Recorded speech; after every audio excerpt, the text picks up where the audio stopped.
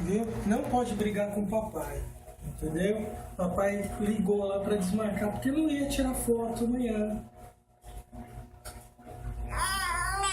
É, mas não dá pra... Olha aqui, papai. Acabou, aí viu a máquina, já era. Né? Hein, Gabriel?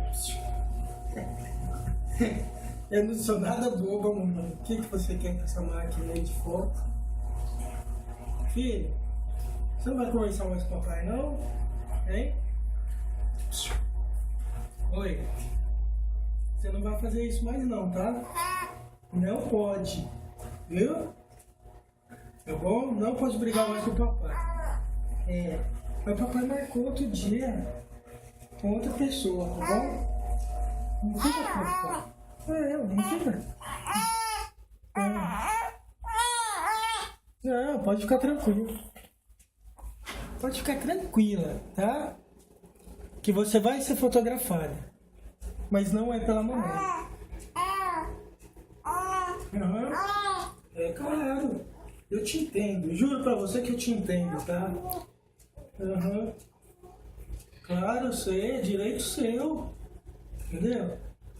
Não se preocupe, tá bom? Se a gente mandar a sua foto na televisão e aparecer, não se preocupe, tá? É. Aí vai guardar o seu dinheiro, viu? Claro. Uhum. Sim, lógico. Claro.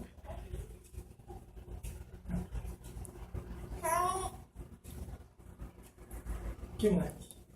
Só isso. Você pode reivindicar tudo que você quiser. Isso. Claro. Aham. Claro, não basta você... claro. Desculpa te cortar. Sei. Sei, claro. Angu também? Sei, claro, filho. Claro, mas você vai pedir tanta coisa assim, Você vai pedir tanta coisa assim, você já domina aqui em casa e quer mais coisa ainda? Meu Deus do céu.